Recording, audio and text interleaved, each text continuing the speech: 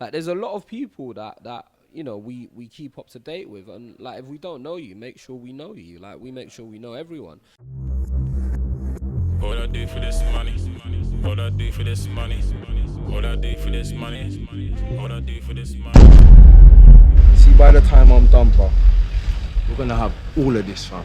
If your boy ain't on it, can we do it ourselves? One way or another, with or without you, innit? You're either in or you're not.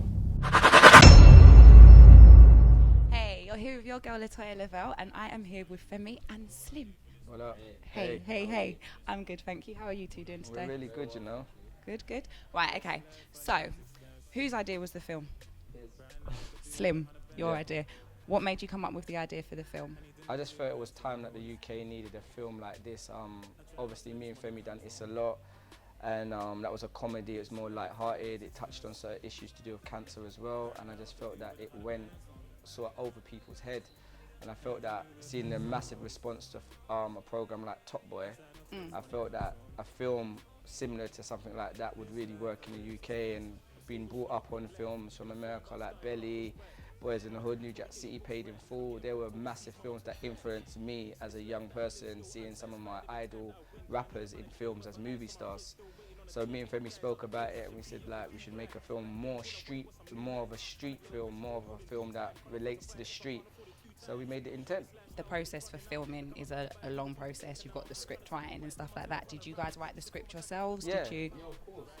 So Nicky wrote an initial draft, and then I then took it over from there basically, and so it's a long process, but it just got to be done. Like, if you want to make a film, then you have to write a script. If you want to, there's just steps that you have to take. Like, it's nonsense to try to do it any other way. The script took about 4 to 5 months to do. Yeah. Just before, overall the script probably took about 6 months, because afterwards it has loads of different drafts. Me and Femi go back and forth, we add things, we take things out. But to get the first original script, the layout, took about 4 to 5 months. So that's like dedication every day, writing the script, going back to it and getting it to the level that we think is ready to show other people and let other people read and stuff like that. And then I think that's probably one of the hardest parts, getting the script ready. Yeah, I was gonna say 4 to 5 months does not sound like fun at all. No, and that's kind of quick. Some people, That is quick. people's quick. That's ridiculously quick. Like That's some, ridiculous. Some people take 2-3 years. Yeah, it takes years to develop scripts. scripts. Really, we did it. Our turnaround was actually ridiculously quick.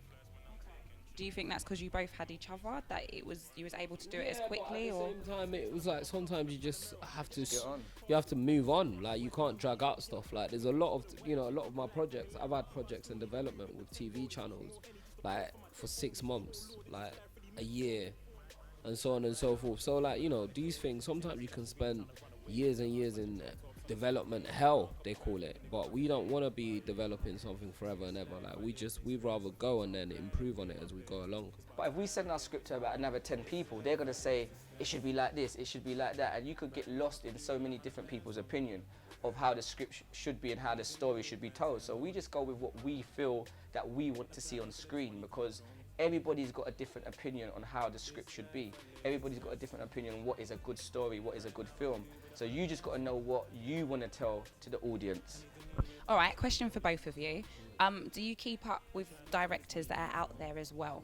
Yeah. So I love there's a guy called Olan. I love his work. I love Sebastian Phil. I've known him for years now. Like, I've known him for probably over a decade. Met him through Amel Amin. I've known I love there's we work a lot with a guy called Stuart Braid. We like him a lot. We work with there's a lot of directors. There's a guy called Cornelius Walker. I'm developing a feature film with him at the moment that he's writing based on his life story. Like, there's a lot of people that we keep up to date with, and like, if we don't know you, make sure we know you. Like, we make sure we know everyone. And like, even the co-director on this one, we worked with a guy called Carvador Peterson. Before the film, all he'd ever done was music videos. Like, he still, we gave him an opportunity to take the step up. So we are constantly working with people, and we're constantly giving people opportunities. With me and Femi, your work rate has to be as strong as us. It's long because the thing is, I like it's that. like Stay up to so speed many with us. people are directors and they take that role as a director, but in the film world, there's so much more than just being behind the camera. When you're a director, you got to make big decisions. You got to be at the edit. You got to be making sure that the film makes sense. You got to be reading the script. You got to be making sure that the actors on set are delivering what you need to get them to deliver. Because some directors are visual directors. They're great at like making something look beautiful. They're not storytellers. But they're not storytellers. Okay. So like you got to know when you're being a director, and you got to know your strength, and you got to know your commitment to making a film and making a music video is completely different. Making a music video for 3 minutes is different. completely different from delivering an hour and a half or 2 hour film. On that note, obviously you guys just listed a whole reel of directors. I'm going to go and look at all of them. If you could work with any director, dead or alive, who would it be? If you got a choice of anyone, it might be someone you've worked with already that you'd be like, I'd work with them again. Mine's is quite bait. It's kind of obvious who I may say that I would work with. I would probably work with Spike Lee. The only Okay. reason why I would say Spike Lee, probably people think, oh yeah, he would say Spike Lee. I just feel like he represents me and Femi, what me and Femi are now in this day and age in culture. I feel like he was the same thing in his time. I feel like he went up against all the odds. He had to break through into Hollywood. He had the same struggle as us. He was working with new actors. He built up new faces and broke them. They broke him. Opportunities. And he standing for as a black filmmaker in Hollywood. And and he made a massive difference with his films and his stories. And I feel that if I could work with somebody like him, I could learn so much from what he has achieved and what he has gone through. And I feel that me and Femi are going through the same sort of struggles, the same battles now. So I would love to work with Spike Lee. And you, Femi? Yeah, I was gonna like Spike Lee would be one of them. I love Steven Soderbergh. I love his direction. I love it the way he shoots stuff and the way he edits stuff together. And I also love obviously like, you know, if I had to work with anyone, I'd work with Martin Scorsese or like or Spielberg or or Danny Boyle, like, you know, or Quentin Tarantino. But like, you know, but really and truly down like on a real level, like, you know, Spike Lee has been a massive inspiration. We love that he's done different types of films, and like that's what we're trying to do. It's a lot. Our first film's a comedy drama. This one is a action thriller.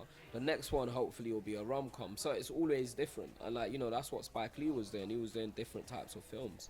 So obviously you just said you've done your comedy. This one's more of a drama, and then you want to move on to your rom-com. Are you both doing the rom-com together? Is that yeah? So, like, to be honest, me and Nicky, like, you know, we're committed to working with each other for a long time. Like, you know, we go off and do our own different things. Like, it's not like we're married or nothing, but like, you know, but like, you know, we've got we want to carry on working because it works. What's the saying? If it's not broken, don't fix it. Yeah. So for us, it works. Like the relationship works, and we know we have the same drive, and we know we both get things done. Like we know we're gonna see it through. You know, you're both going to be on it. It's not going to be someone's picking up someone else's slack. It's a good we're both partnership. It's definitely. I like a good that. partnership. Slim, So what is your favourite scene from the movie? one of my favourite scenes in the movie is a scene that I'm actually in, but it's a scene that Femi wrote in the script. I didn't really like the scene at first, because when he sent it to me, I was like, I don't want to do this, but I done the scene and stuff, and the scene was really funny. Me and Sean, me and him done the scene in Birmingham, and it's just hilarious. It's got so much comical feel to it, like it's a lot. And I felt it just brought a light-heartedness to the film, because the film is very dark, very gangsterish. Everyone's so serious, and we've been putting little like clips of it up on Instagram, and my Instagram's been going crazy. Everybody's been DMing me, laughing, saying, "Oh, it looks sick." So I'm kind of happy I took Femi's lead on that one, because it was something that I wasn't confident in doing, but it's actually really good. You two are quite a good team then together. Well, we try to be. We argue and fight as well, but you know, most of the time we try to be. Like brothers. Yeah. You know, we argue and fight, but like, you know, we there's a mutual respect. That's all it is. Like, there's a respect between us and the cast and just everyone involved in the project. There's just mutual respect, and once you have respect, then everything falls into place. Okay.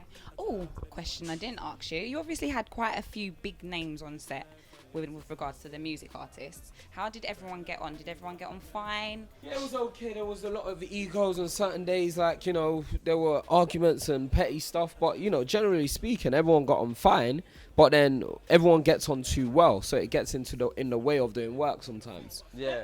And like some people want to show off and be like pretend they're bad boys when there's other bad boys on set, and it's all a bit weird. But like, you know, it's all a bit weird. But generally speaking, like, you know, everyone got along, man. Everyone got along, like everyone. Yeah, it was definitely an experience.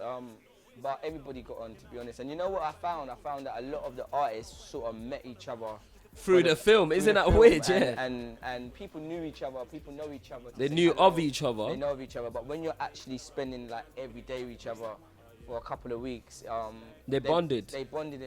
They become their friends. So we had scenes where they're meant to be doing their scene, but they're talking and they're talking about other things and they're getting on. So it was good. It was a good vibe overall. You guys have brought people together. Yeah. The music industry. Yeah, I like that. No, it's like music meets film. You know, we've got people like Sarah. Sarah's a trained actress. Like, we've got people like are really good at what they do. In the acting world, we've got Dylan. Like, he's done a bunch of TV stuff. He's presented. He's done so much. And like, you know, putting him alongside Crepton Conan and Scorchan, like myself and so on and so forth, and taking Sean from Top Boy, putting him next to CJ 100, and like taking CJ, putting him like, you know, next to like Jade Asher, and like just putting actors and musicians together and like just bringing that unity in the scene and like bridging the gap between the two worlds. I think that's what the film has done perfectly. What was good about the film as well, we brought areas together, because somebody said to me, how did you get, like, you got South London, East London, North London, West London, you got Birmingham.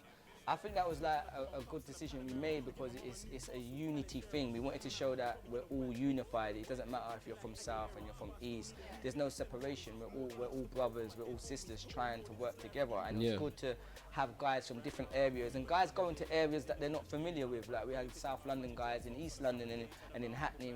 We had East London guys who was in South London, and we was in other people's territory. And I felt that it was good that everybody was a family. And people came to set with their crew and their boys, and this man had hit that guy, but everyone behaved. No, there was not one incident between any cast or actor together like Just Dan. No one had a fight, no one had a massive disagreement or anything. Everybody showed that mutual respect for the set, for the crew, for me and Femi, and they came and done their job.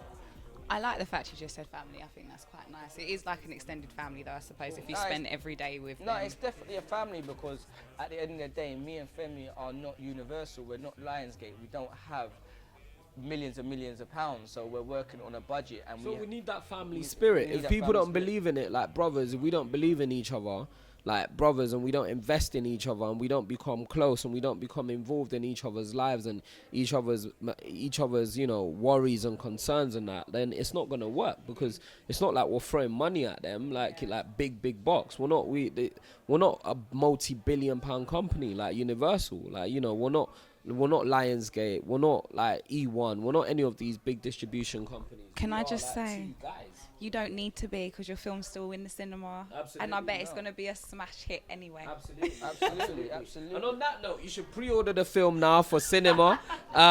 When's it coming out? We need the date. The deadline to pre-order is the 24th for the cinema for most our screens, but we're releasing a few screens but that don't have a deadline. So you've got until the 24th to buy your pre-order tickets, and then the film comes out on 29th on DVD, iTunes.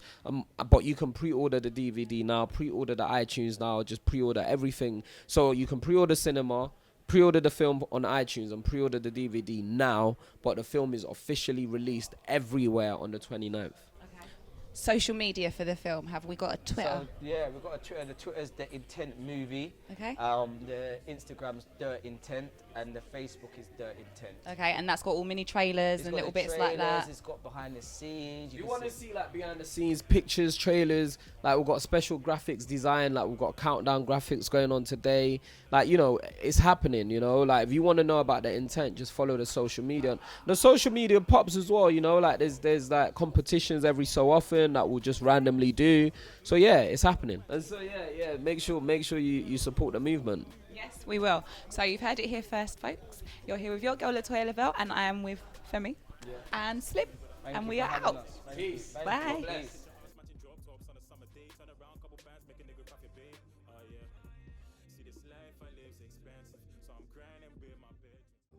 I always knew I'd hold a gun one day. My dad had a gun, so it was only right I had a gun. I knew I'd be around bad people who did bad things, people who killed, stole, sold drugs for a living. It was in my DNA. It was in my blood. My mom always says, people in life are born with the intent. Guess who? Guess where? Guess what?